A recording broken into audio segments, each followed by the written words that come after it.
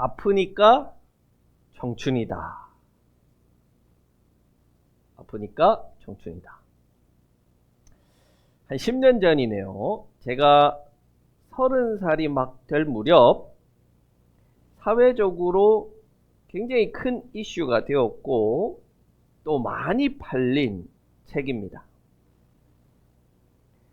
이 책의 내용은 암울한 현실과 불안한 미래에 괴로워하는 청춘들에게 청춘이니까, 아직 젊으니까 그래도 견딜 수 있다. 이 청춘의 힘을 믿고 견뎌라, 버텨라. 이런 다독이는 듯한 말투와 필체와 쉽게 읽히는 문체로 큰 반향을 일으켰습니다. 이 책에는 거창고등학교, 지금도 홈페이지에 있는데요. 거창고등학교의 직업선택 10계명을 수록해 놓았는데 저자의 주장, 저자가 무엇을 말하고 싶어 하는지가 이 10계명에 잘 녹아져 있습니다. 서로 다른 두 업체에서 오라고 하면 월급이 적은 데를 선택해라. 또 장래성이 전혀 없다는 곳으로 가라. 승진의 기회가 없는 자리를 선택해라. 이런 식입니다. 왜? 청춘이니까 너무 막 보장되는 자리, 좋은 자리 가려고 생각하지 말고 어려운 자리에서도 해봐라. 이런 내용인 거예요. 자, 그래서 이 책을 읽은 이 청춘들은 이 책을 읽고 이제 힐링이 되고 힘을 얻어서 좋은 사회, 청춘들이 희망을 가지는 그런 사회가 되었을까요? 그런 사회로 변한 것 같아요? 청년들이 이제 미래에 대한 불안감을 떨치고 난 다 할 수 있다. 다 청년들이 이런 자신감이 넘치는 그런 세상이 되었을까요? 그렇지 않죠. 10년 전보다 더 상황이 악화되면 악화됐지 좋아지지가 않았습니다. 그래서 도리어 이 책은 사람들의 거센 비난에 직면하게 되었고 그래서 그렇게 잘 팔리던 책이 절판되었습니다. 그리고 저자의 명성에 치명적인 상처를 남기게 되었습니다. 자, 그렇다면 사람들은 왜 청춘을 위로하는 책인 이 책의 저자인 서울대학교 소비자학과의 교수인 김난도, 여러분 들어보셨을 거예요. 김난도를 비난하는 것일까요? 청춘아 죽어라! 뭐 이렇게 이야기한 것도 아닌데 위로하는 말을 했는데 심한 비난을 들은 거예요. 그 이유는 저자인 김난도는 자기는 부유한 삶, 부유한 환경에서, 좋은 환경에서 좋은 것을 누리며 운 좋게 서울대학 교수까지 되어놓고는 청년들을 향해서는 힘들다고 떼쓰지 마라. 청춘이니까 견뎌라. 버텨라. 그렇게 이야기하기 때문에 그래요.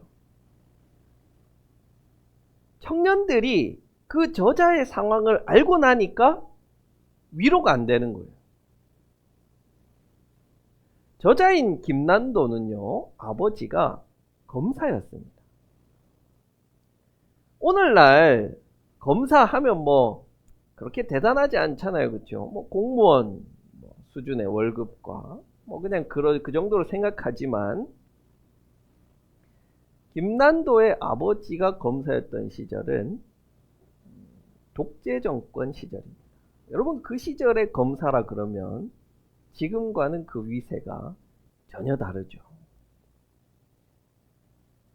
부유하게 자랐고 마포고 서울대학교 법대를 졸업하고 미국에서 행정학 박사를 다이렉트로 받습니다. 그리고 고국으로 돌아와서 자기가 서울대학교 교수를 하겠다는 생각으로 서울대학교에 돌아왔는데 서울대학교는 행정학과가 없는 거예요. 그래서 교수가 될 수가 없어요. 강사로 지내고 있다가 소비자학과라는 새로 생긴 과에 소비자학을 전공한 교수가 없는 거예요. 그래서 김난도가 그 자리에 지원했고 자기 전공도 아닌 그 자리에 교수가 될 수 있었습니다. 그는 자신의 삶이 이렇게 유복했지만 그래도 힘들었다. 그렇게 SNS에 올렸습니다. 이렇게 자기의 힘듦을 이야기한 거예요. 한 번도 관료제가 견고한 조직 생활을 해본 적이 없었지. 하다못해 군대도 학교였다니까. 그렇게 거의 25년을 학생으로 살다가 어느 날 다시 교수로 위치로 바꾼 것이 다라니까. 복받은 삶이지만 어려운 점도 있어. 나를 내치는 상사가 없는 대신 스스로를 관리하면 안 되는 게 내 삶이었거든. 그래서 늘 힘들었어. 이렇게 힘들었어. 이런 삶을 산 사람이 취업 준비로 몇 년을 스트레스 받는 그런 자들을 위로하겠답시고 아프니까 청춘이다. 이렇게 이야기하니까 위로가 안 되는 거예요. 여러분, 위로의 말을 한다고 다 위로가 되는 게 아닙니다. 아버지가 기업체 사장이어서 아버지 회사에 단번에 대리로 입사한 사람이 취업이 안 돼서 오랫동안 취업을 준비하고 있는 친구에게 친구야 힘내. 그럴 수 있어. 힘내. 화이팅. 그러면 그게 위로가 됩니까? 결의 위로가 되겠어요? 한 대 쥐어받고 싶잖아요. 그렇죠? 화가 나요. 도리어. 염장지르나? 이렇게 생각하는 거예요. 위로는 나하고 같은 처지나 혹은 더 안 좋은 처지였던 사람이 해야지 위로가 되는 거예요. 내가 암에 걸렸어요. 암 2기야. 그런데 치료하던 중에 만난 사람은 암 말기래. 근데 그 사람이 우리 같이 좀 치료해서 나아봅시다. 힘내세요. 잘 회복합시다. 그러면은 위로가 돼요, 안 돼요? 그러면 위로가 되는 거예요. 위로와 격려는 그렇게 같은 처지나 훨씬 더 안 좋은 처지에 있어 본 사람, 그 어려운 처지를 경험하고 그것에 대해서 충분히 잘 아는 사람이 위로해야지, 격려해야지 위로와 격려가 되는 거예요. 그래서 하나님이 인간의 몸을 입고 오셨다는 사실이 중요한 거예요.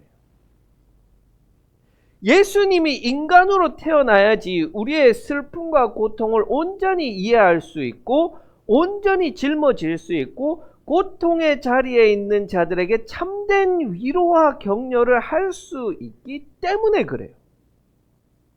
오늘 본문이 그 이야기입니다.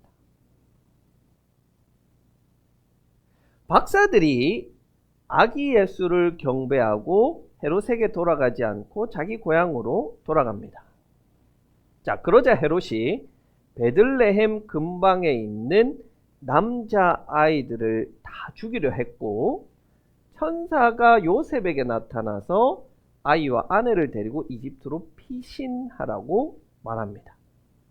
그렇게 이집트에서 피해 있다가 헤롯 대왕이 죽은 후에 그 아들인 헤롯 아켈라오가 왕이 되자 돌아오라는 천사의 메시지를 듣게 되는데 이 헤롯 아켈라오는 헤롯 대왕보다 더 폭정을 일삼는 왕이었습니다.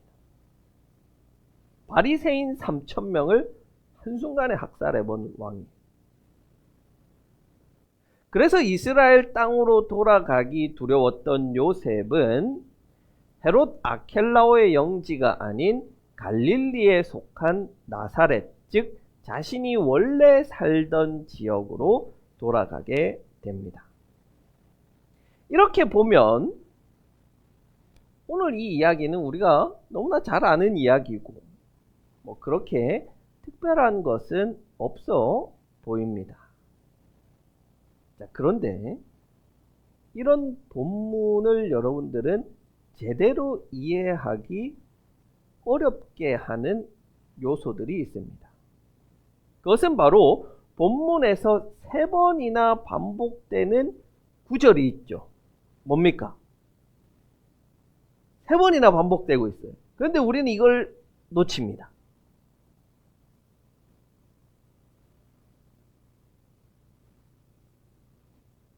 15절에서 말씀을 이루시려는 것이다. 17절에서 말씀이 이루어졌다. 23절에서 말씀이 이루어졌다. 무려 3번이나 구약의 말씀이 이루어졌다, 성취되었다라고 반복해서 선언하고 있습니다. 그래서 오늘 본문을 제대로 이해하려면 구약에 무슨 말씀이 성취되었는지, 그것의 의미는 무엇인지를 제대로 알아야지 본문을 이해할 수 있습니다.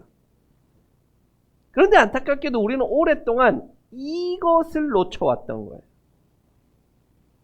그것을 우리가 오늘 한번 구체적으로 살펴봅시다. 자, 먼저 천사의 말을 듣고 요셉이 예수와 마리아를 데리고 이집트로 피신합니다.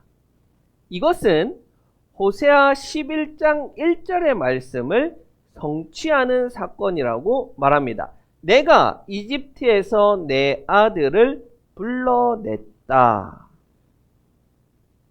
이 호세아서의 말씀은 여러분 우리가 깊이 생각하지 않아도 무엇을 이야기하는지 알겠죠? 무엇입니까? 출애굽 사건이잖아요. 그렇죠? 출애굽 사건이에요. 여기서 내가는 하나님이고 아들은 이스라엘 백성을 말하는 것이죠. 그래서 하나님이 이집트에서 이스라엘 백성을 불러냈다. 출애굽 사건을 이야기하는 겁니다. 자, 이때 호세아 11장은요. 단순히 출애굽 사건만을 이야기하지 않습니다. 호세아 11장에 기록된 내용은 어떤 내용이냐면 하나님께서 어린아이 이스라엘을 출애굽시켜서 젖을 먹이고 업어다니고 죽을 고비에서 살려주고 걸음마도 가르쳐주고 그렇게 애지중지 키웠는데 이스라엘은 바알에게 가고 하나님을 버리고 끝까지 배신합니다. 그런 이스라엘이지만 하나님은 끝까지 긍휼을 베푸시겠다고 약속하는 거예요. 11장 8절 에브라임아 내가 어찌 너를 버리겠느냐, 이스라엘아 내가 어찌 너를 원수의 손에 넘기겠느냐, 내가 어찌 너를 아드마처럼 버리며 내가 어찌 너를 스보임처럼 만들겠느냐, 너를 버리려고 하여도 나의 마음이 허락하지 않는구나. 너를 불쌍히 여기는 애정이 나의 속에서 불길처럼 강하게 치솟아 오르는구나. 버리려고 해도 이스라엘을 향한 그 긍휼과 은혜가 하나님 마음속에서 끊임없이 솟아나온다는 거예요. 이스라엘이 계속해서 배반하고 바알을 섬기고 우상을 섬기지만 그 이스라엘을 향한 하나님의 사랑과 은혜는 계속해서 샘솟아 나온다는 거예요. 호세아서의 말씀이 성취되었다는 것은 무엇이 시작되었다는 말이냐면 회복이 시작되었다는 거예요.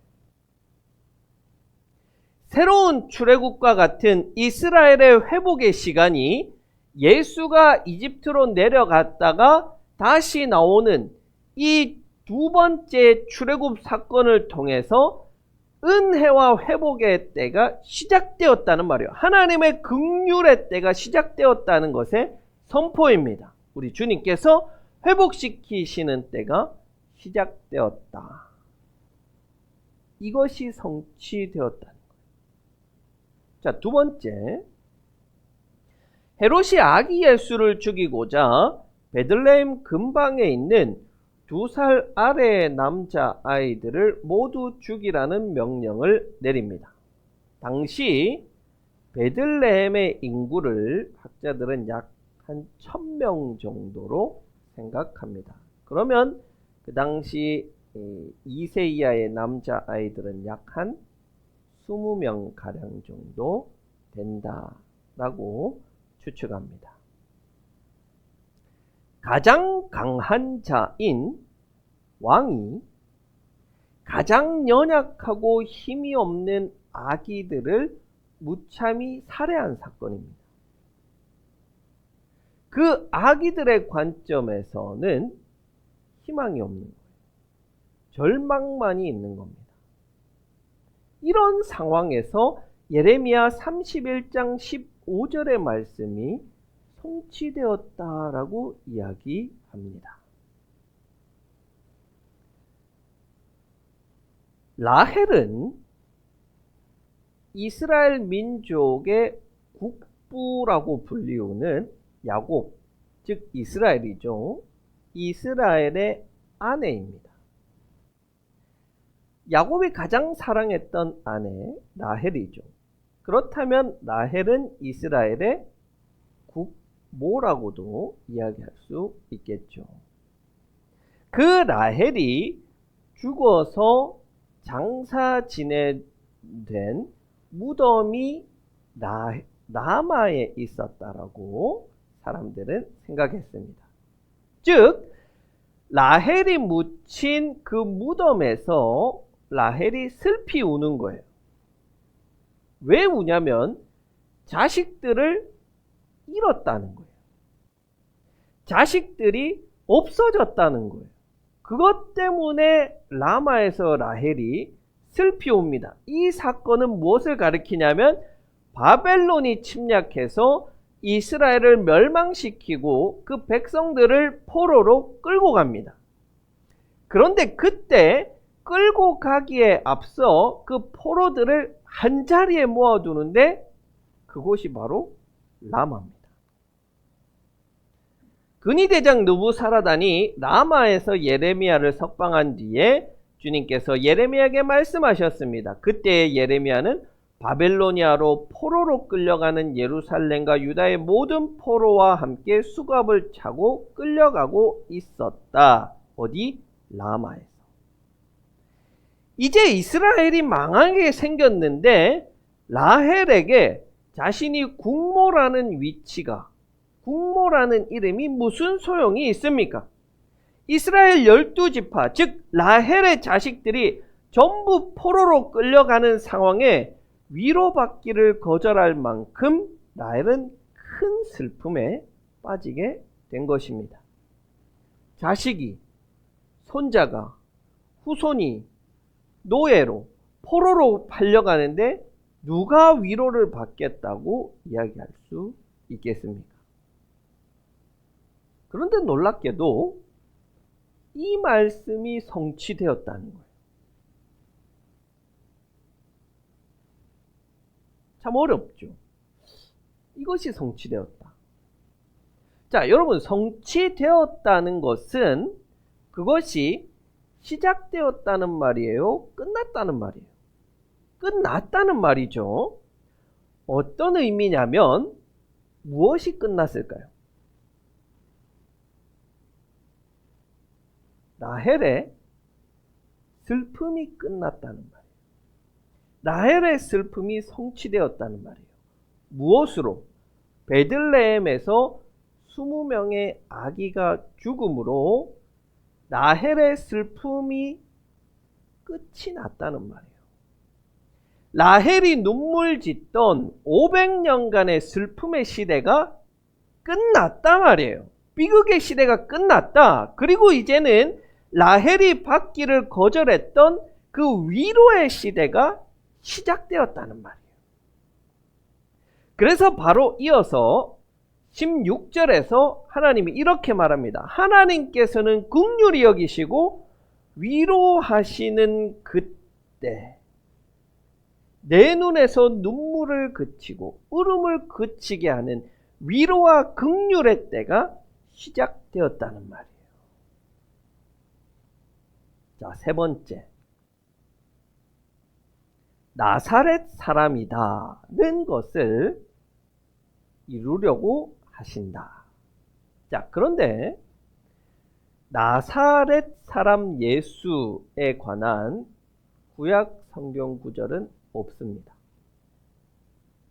나오지가 않아요. 나사렛이라는 이 지명 자체가 구약 성경에는 없습니다. 그 말은 뭐냐면 나사렛이라는 동네는 하나도 중요하지 않은 시골 촌동네다 라는 것이죠. 심지어 요한복음 1장 46절에 나다나엘이 이렇게 이야기합니다. 나사렛에서 무슨 선한 것은 좋은 것이죠. 무슨 좋은 것이 날 수 있겠소? 나사렛에서 멀지 않은 갈릴리 출신의 어부인 나다나엘이 아이 그 나사렛 같은 촌동네에서 무슨 대단한 게 나올 수 있냐? 무슨 대단한 선지자가 나올 수 있냐? 그렇게 나사렛을 비하하고 있는 거예요. 사람들은 예수님을 어떻게 불렀냐면 사람들은 그가 갈릴리 나사렛에서 나신 예언자 예수라고 말하였다. 나사렛 사람 예수라고 불렀다. 그 말은 뭐예요? 변변치 못한 출신 성분을 가진 사람 예수라고 부른 거예요. 마치 서울에서 저를 이 경상도 촌놈이라고 부른 것과 같이 사람들이 예수를 어떻게 불렀느냐? 촌뜨기 예수, 지뢰 출신 예수, 부항 출신 예수, 그렇게 불렀다는 거예요. 자, 이것을 이루려고 나사렛에서 사셨다. 자, 이제 이 세 가지를 한데 이제 묶어 봐야겠죠. 그래야 이제 오늘 말씀이 무엇을 이야기하고 싶어 하는지를 정확히 알 수 있습니다. 자, 아기 예수로 태어나서 이집트로 갔고 베들레헴에서 아기들이 죽고 예수님이 나사렛에 가서 살았다는 것의 의미는 이렇습니다. 바로 절망의 시간은 끝이 나고 이제 위로와 회복의 시대가 시작되었다는 겁니다. 자, 그런데 중요한 건 이거예요. 절망은 무엇이고 위로는 무엇이냐는 거예요. 노예의 자리에 있다고 해서 포로의 자리에 있다고 해서 그것이 절망입니까? 자, 예를 들어서 요셉은 노예로 죄수로 그 청년의 때 20년을 지냅니다. 노예로 죄수로. 그렇다고 해서 요셉이 절망입니까? 아니에요.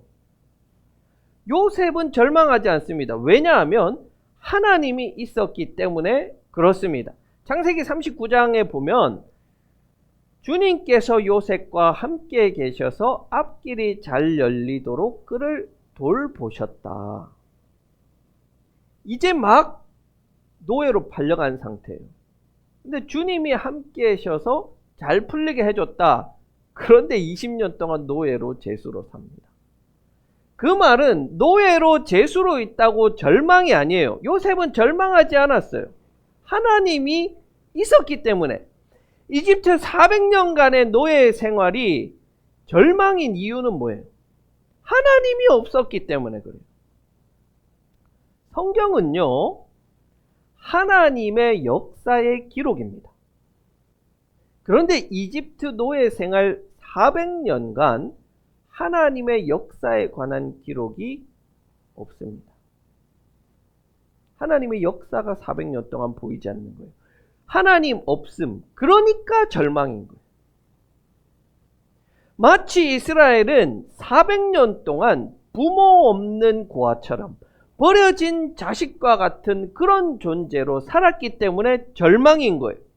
하나님을 경험하지 못하는 상황, 거기가 지옥인 거예요. 그런데 이제 출애굽을 통해서 고아와 같이 아무도 위하는 자가 없던 시대가 끝이 나고 하나님이 이스라엘을 자녀 삼아 주셨습니다.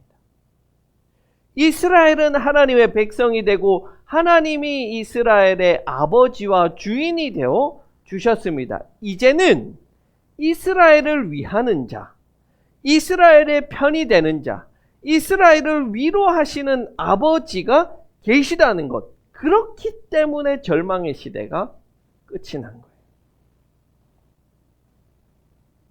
우리도 마찬가지예요.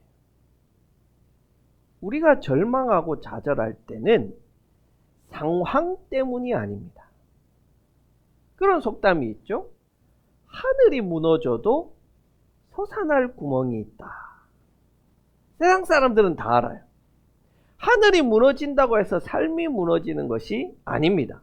그게 절망이 아니에요. 솟아날 구멍이 있습니다.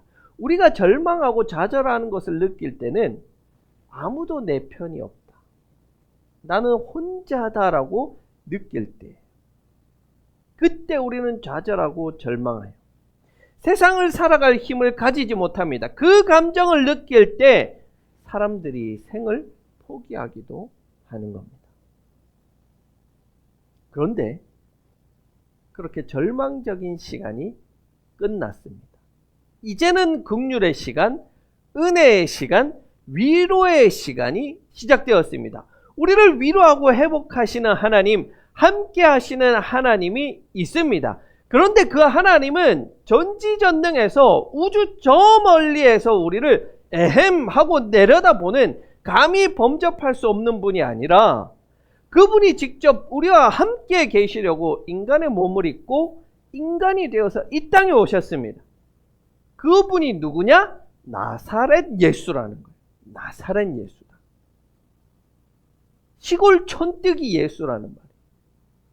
서울 가면 코 베어갈 사람이라는 거예요. 그래서 그가 예루살렘에서 십자가에 죽지 않습니까?